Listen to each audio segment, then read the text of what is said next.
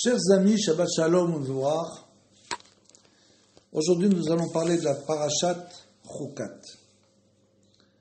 Et dans cette parasha, il est écrit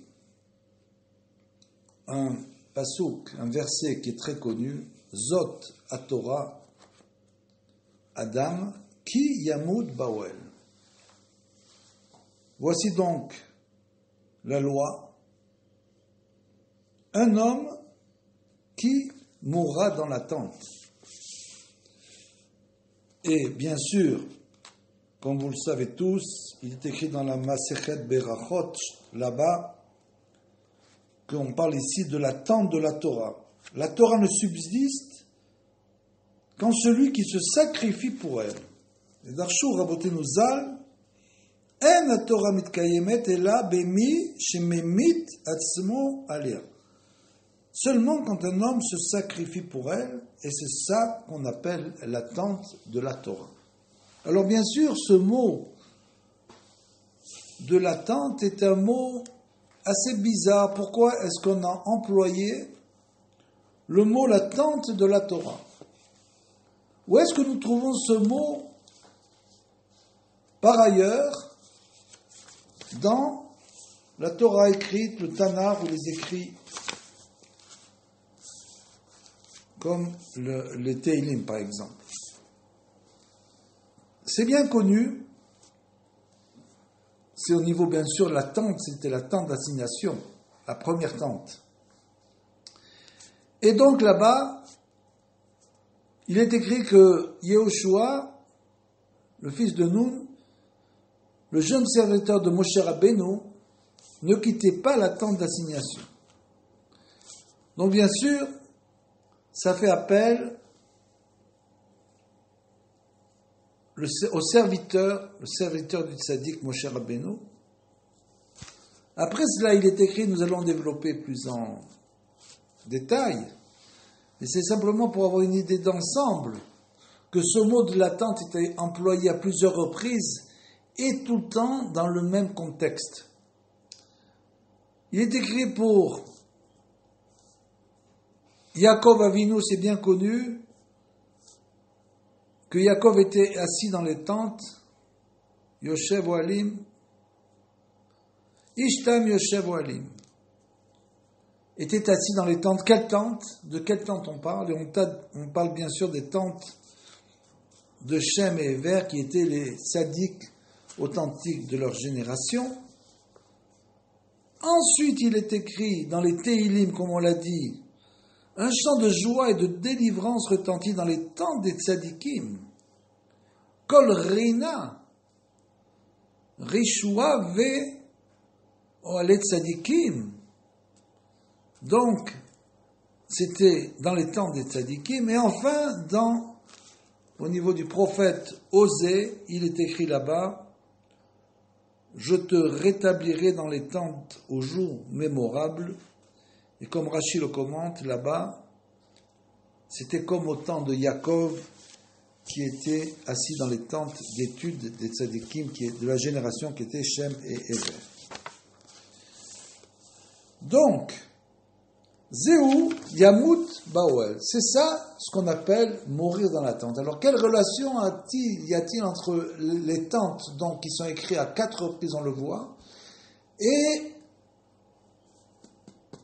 de ce qu'on doit parler aujourd'hui, la tente, c'est la tente de l'étude de la Torah. Et Be'oel Dafka, justement, nous dit Rabbi Nachman, c'est la tente, justement le mot tente, c'est un mot spécialement utilisé, Zeu Bechinat Shememit Atzmo Vemoser Nafsho, parce que l'homme doit précisément se sacrifier son âme véritablement, Bishvil Sheye Nishar Be'oel, pour rester dans la tente Be'oel HaTorah, dans la tente de la Torah. Donc l'homme doit faire des efforts considérables, surtout dans ce monde où on est tout le temps attiré vers la matière, on est tout le temps attiré vers le bas. L'homme doit faire donc des efforts considérables pour essayer de ce qu'on appelle l'Egvo Haitim la Torah, c'est-à-dire fixer des temps d'études. Chaque jour, nous savons que l'homme a l'obligation, en quelque sorte, de fixer des temps d'études. בשביל שנשאר באוהל התורה, שהוא אוהל הצדיק האמת. Et on le voit que l'attente de la Torah, c'est toujours l'attente du tzaddik.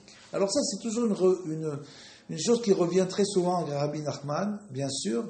Il parle beaucoup du tzaddik à émettre, du juste de la génération. Et là, je voudrais faire une petite parenthèse en expliquant. Il y a beaucoup de gens qui s'opposent à cette notion de tzaddik à émettre.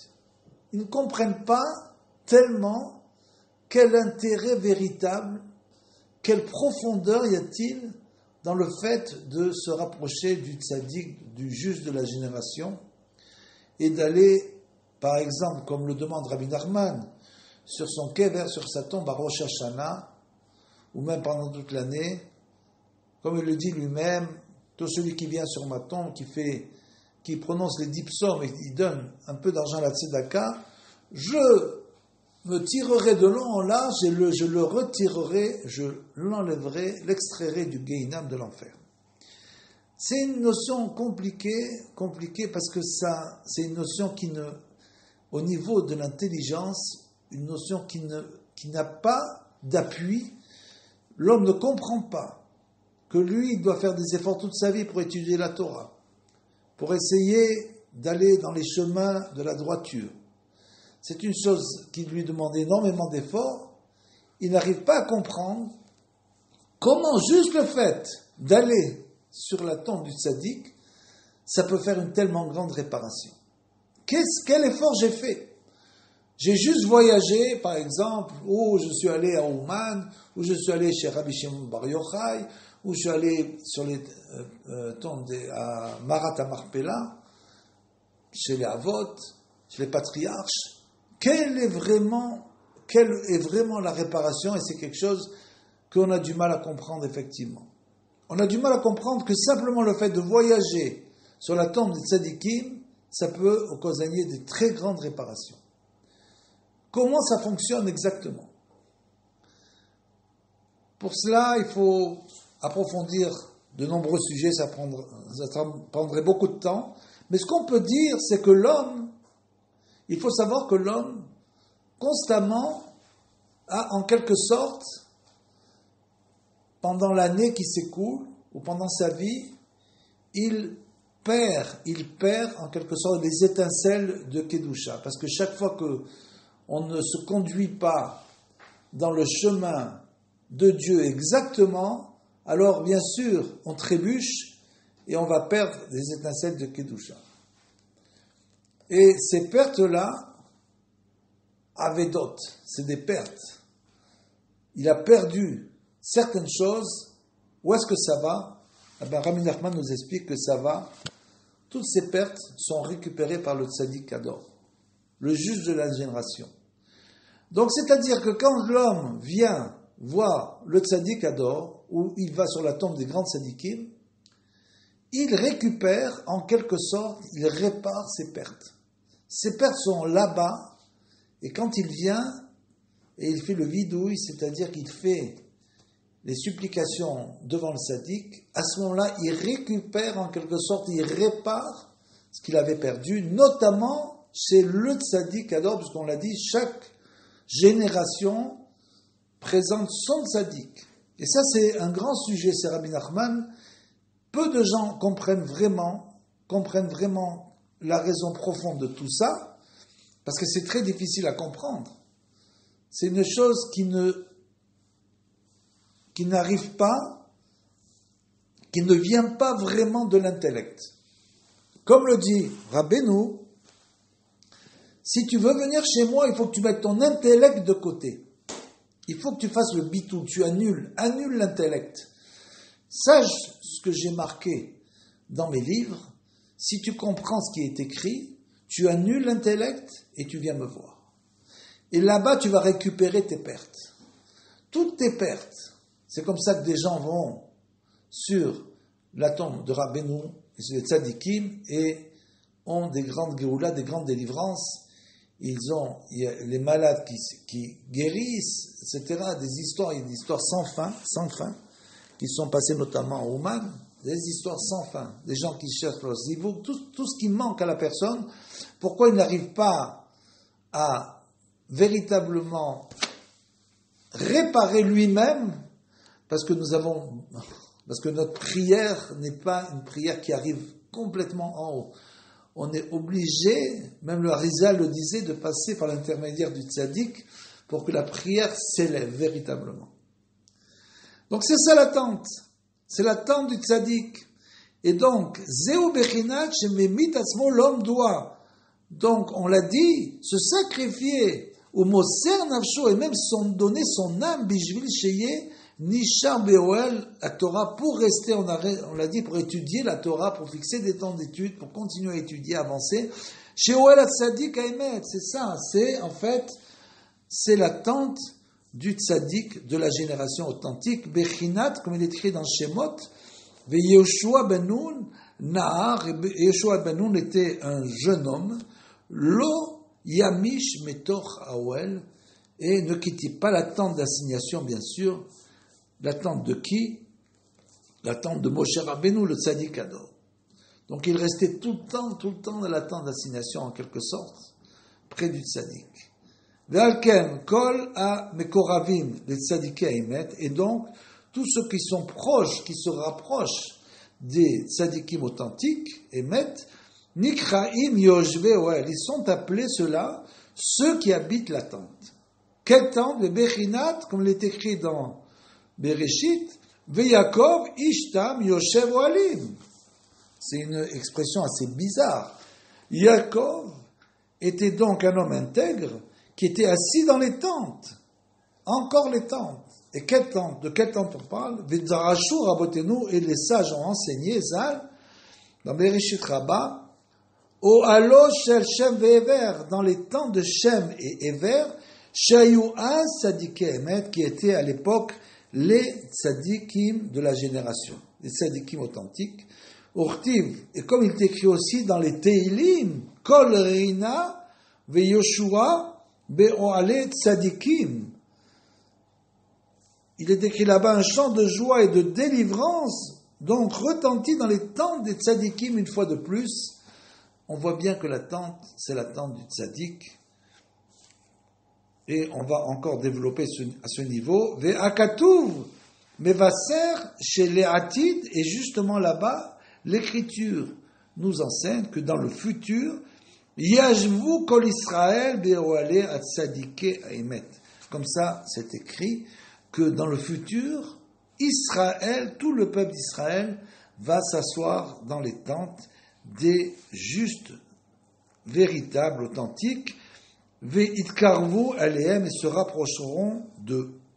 C'est-à-dire qu'à un moment donné, on va comprendre, le peuple d'Israël va comprendre que la délivrance passe obligatoirement par les tzadikim. Il n'a pas aucun choix. Les tzadikim ont commencé un travail pour la délivrance et ils sont en train de continuer et de terminer ce travail. Même s'ils ne sont pas de ce monde, ça n'a rien à voir, puisqu'on le sait qu'un tzaddik, quand il quitte ce monde, il influence bien plus l'âme d'Israël que quand il était ici. Ou Kemo Shekatuv, et comme il est écrit dans Oshéa, dans Osée, donc, Od Oshivecha Be'oalim Keme Moed, et je te rétablirai donc dans les tentes comme aux jours anciens, comme aux jours, Kemo Sheperesh Rashi, et justement Rashi, sur place, il écrit Kemi Moed Rishon, donc il dit, comme dans les premiers jours, Sheaya Yaakov Ishtam Yoshev Oalim, comme Yaakov qui était assis dans les tentes, et on l'a dit, c'était les tentes des tzadikim de la génération, qui étaient les tentes de Shem et Ever. Et tout ça, c'est pour nous dire que Zéou Bechinat Adam Ki Yamud Baoel, c'est de ça qu'on parle, de l'homme donc qui va mourir dans la tente, chez Ikar Tikkun Adam, parce que la réparation essentielle de l'homme, et ça c'est une chose qui est difficile à comprendre, c'est une chose que l'intelligence humaine a beaucoup de mal à comprendre. Il ne peut comprendre cela qu'en s'annulant, en annulant l'intelligence. Justement, celui qui va chercher tout le temps à comprendre, il ne pourra jamais comprendre véritablement quel travail font les tzadikim quand on va prier sur leur tombe. Il ne pourra pas comprendre ça. Donc il est obligé d'annuler son séchel, son intelligence, et de s'annuler devant les paroles de Rabbeinu pour aller prier sur les tombes des grands tzadikim. Et ça, c'est l'essentiel de l'homme, de notre génération, parce que nous sommes une génération où nous n'avons plus de grands tzadikim de cette envergure, bien sûr, de l'envergure de Rabbeinu, il n'y a plus de tzadikim comme ça. Alors qu'est-ce qu'on fait? On va aller prier sur leur tombe, parce que ce sont eux, bien sûr, leur vie, qu'est-ce que c'est leur vie? Leur vie, c'était 38 ans. Qu'est-ce que vous voulez qu'en 38 ans, ils n'ont pas vécu 300 ans? C'est pas comme au temps des premiers hommes. Donc, ils n'ont pas vécu 500 ans. Donc, ils ont vécu 38 ans. Mais bien sûr que leur vie ne représentait en quelque sorte rien par rapport à l'influence qu'ils vont avoir dans les générations, évidemment. Par contre, tout ce qu'ils ont fait dans ces 38 ans vont bien sûr influencer totalement toutes les générations à venir. Donc l'essentiel de la réparation d'un homme qui veut sauver véritablement son âme, tout ce qu'il doit réparer, toutes les pertes, tout ce qui s'est passé dans sa vie, toutes les fois où il est tombé, il s'est relevé, il est retombé, il s'est relevé encore une fois.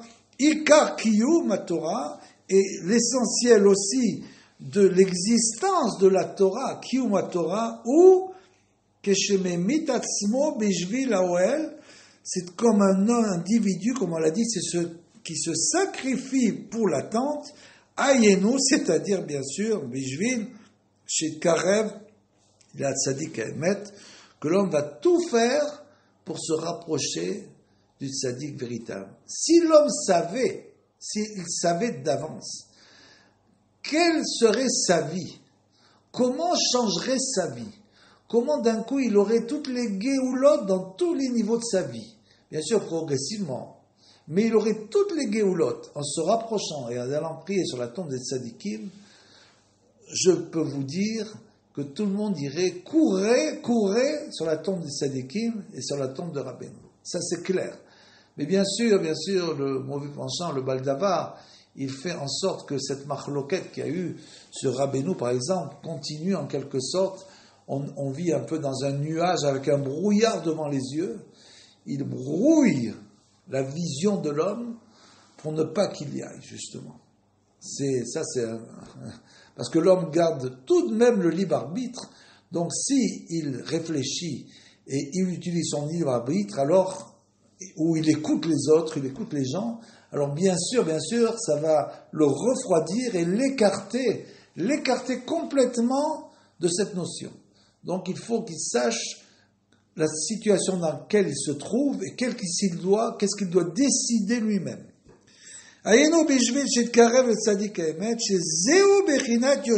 C'est ça qu'on appelle celui qui est assis, qui réside dans la tente. Et c'est ça l'essentiel de la réparation incroyable de la vache rouge, de la paradouma, chez Iklaliyut Kol Atsimsumim, qui elle représente chez M Bechinat Tokef Admumit, c'est-à-dire cette paradouma, cette vache rouge. Pourquoi elle était rousse, de cette couleur rouge? Parce qu'elle inclut en elle toutes les tzimtzumim. C'est quoi les tzimtzumim? Les tzimtzumim, ce sont bien sûr les voilements, en quelque sorte, les voilements de la providence divine. Chez M. Bechinat Tokef Admumit, c'est quoi cette couleur rouge? Elle représente quoi? Justement, ce sont les jugements sévères, en quelque sorte. C'est Adinim, Admumit Adinim, ce sont les dinim, la rigueur et la sévérité, en quelque sorte, tous ces jugements sévères, Vechol Maaseh Barous, et tout, avec tout ce qui, bien sûr, ce qu'on faisait à l'extérieur de la vache rouge, donc cette couleur rouge, incarne le voilement de quoi? Le voilement justement du dévoilement du tzaddik. C'est ça le Tokef Adinim, c'est-à-dire que c'est ça, les Tzimtzumim, c'est les voilements de la providence divine, en quelque sorte. Dès qu'on veut se rapprocher du tzaddik, d'un coup, on reçoit immédiatement un voile devant les yeux qui va essayer de nous écarter. Sheikar Tikuna Al Yede Moshe Davka. Et justement, c'est Moshe qui faisait cette réparation-là incroyable de la paradouma, qui colle à parot ayut srichim le kadesh mais efer para shel Moshe Rabbeinu, parce qu'en fait, on le sait, étant donné que toutes les vaches rousses devaient être sanctifiées par les sangs de la vache rousse de Moshe Rabbeinu, notre maître. Donc, c'est rien que les cendres de la vache de Moshe Rabbeinu qui devaient sanctifier toutes les autres, qui ma'aseh à para, car cette action de la paradouma, chez où les amshir à sechel agadol et omek, c'est-à-dire que ce précepte de la paradouma consiste justement à tirer une compréhension très profonde et très grande qui venait purifier les ta'er metumat amet, l'impureté de la mort, de'ayenu les ta'er otan shenaflu beyoter le bechinat sitra de mota. C'est de quoi on parle? C'est en quelque sorte, nous dit Rabbi Nachman, une allusion, bien sûr, cette paradouma, mise à part la fonction primaire qu'elle avait de purifier de la mort, de purifier de quelle mort? De quelle mort elle purifiait? C'est-à-dire de ceux qui ont chuté dans le mal. Puisque comme nous dit Rabbeinu, un homme ne commence à vivre véritablement que le jour où il fait tchouva. Avant de faire teshuva, il n'est considéré comme non vivant. Il n'a pas encore commencé à vivre. Il va commencer à vivre le jour où il fait tchouva. Et donc c'est de ça qu'on parle, à purifier cette vache rousse de la couleur rouge qui correspond à ceux qui sont tombés, tous ceux qui sont tombés et ont chuté dans le mal, à ce point, à quel point ils ont chuté,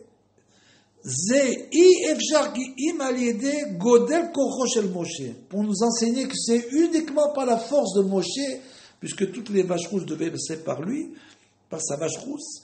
Donc c'est la force de Moshe Rabbeinu, lui seul, qui a le pouvoir de retirer, d'élever ceux qui sont tombés à un tel point dans le mal, qui n'ont plus le pouvoir tout seuls, ils ne peuvent pas seulement eux-mêmes sortir de leur situation. Ce n'est qu'avec le tzaddik qu'on peut sortir de ces situations extrêmes, et bien sûr, comme on l'a dit, de toutes les situations, de tous les manques, chacun bien sûr dans ce monde vient avec un manque, mais malheureusement le manque se développe et après on manque de tout finalement.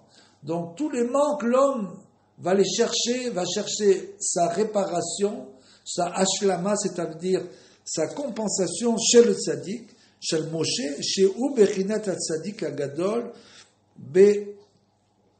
Ma'ala. Et bien sûr, on parle du très grand tzaddik, le plus grand, Moshe Rabbeinu, qui est le plus grand et le plus élevé.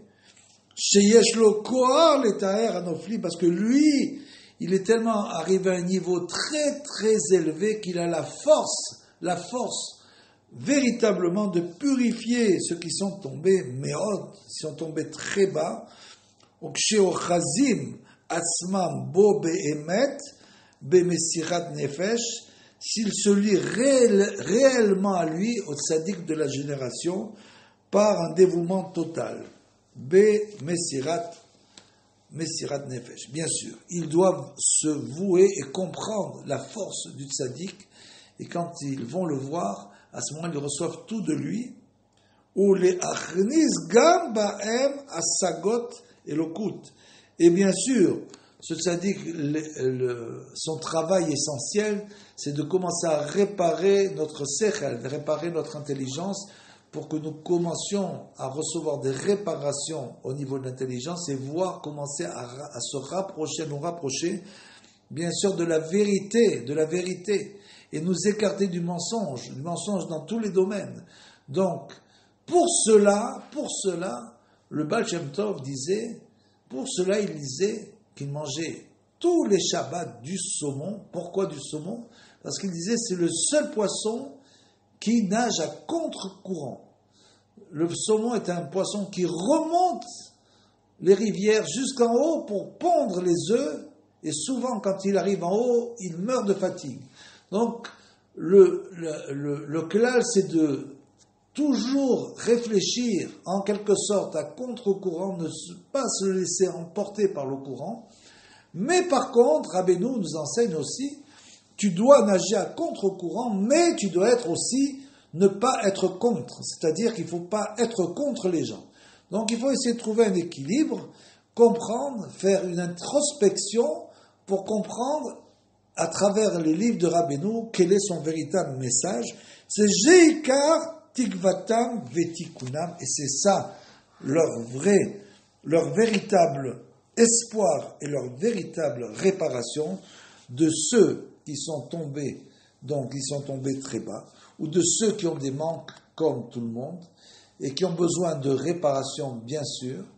C'est donc, comme on l'a dit, Yoshev Ohalim, d'être assis dans la tente, bien sûr, des tzadikim et du tzadik de la génération. Shabbat Shalom, Vevorah à tous.